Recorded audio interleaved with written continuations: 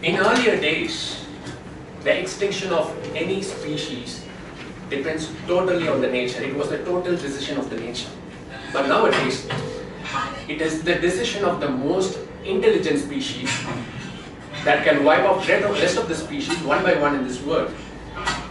We human beings may tend to extend to live in Mars or Moon one day, but the poor pelican will not even able to fly from one place to another in search of its food.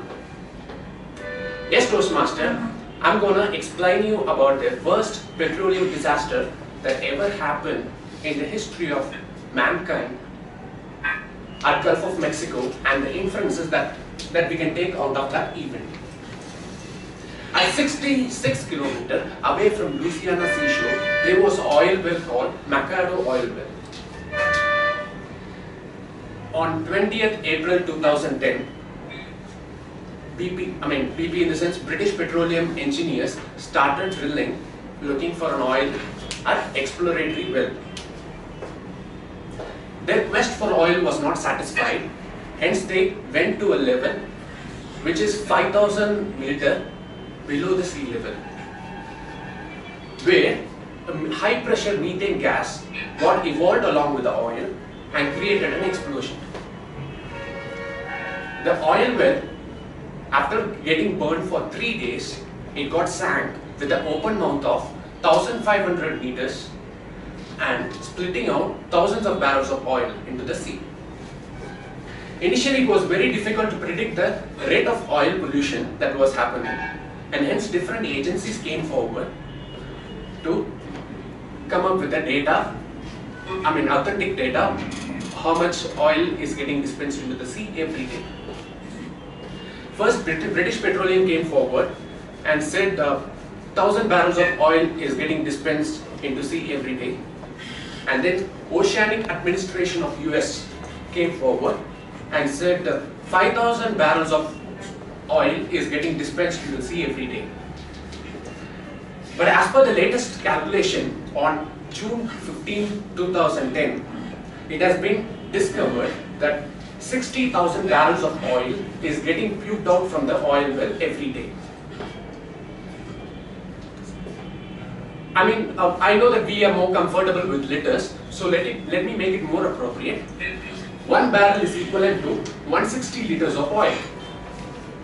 So now you can imagine how much oil got puked out into the sea. But this oil spilling went continuous for 87 days.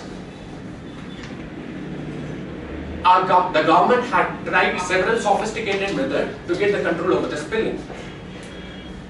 They even tried bringing up the efficient vehicles in the epicenter of the spilling area to get the control over it. But all their efforts ended in vain.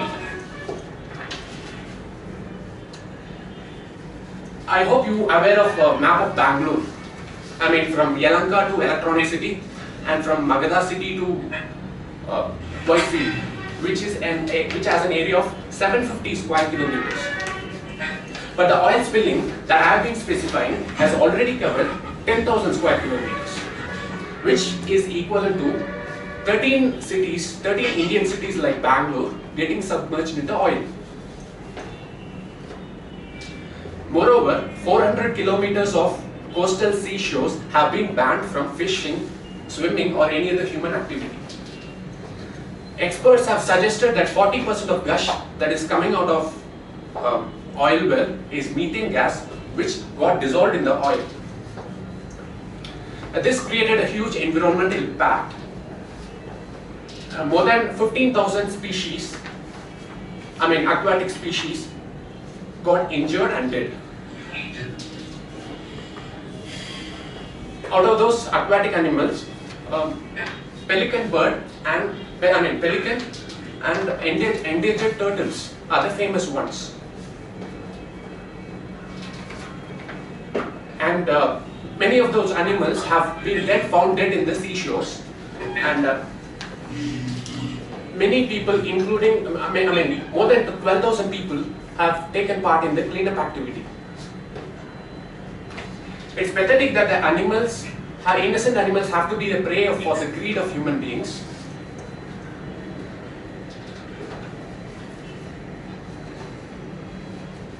and it was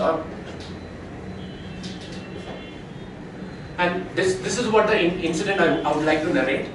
And we human beings can influence the nature, can feel the influence of nature with the air we breathe, with the food we eat, and with the water we drink. It is very important for us to understand that nature that we use not only belongs to us but to other species as well. Because of increasing rate of human population, there has been extinction of animals, and aquatic species have increased 1,000 times than it used to be before million years ago. Extinction is a very common phenomenon, and it happens naturally. Usually extinction has been balanced with the evolution of new species, but the human caused extinction has been happening in such a way that the evolution of species became very less. Since we became the dominant force in this world, it's important for us to how best we can manage the situation we are creating.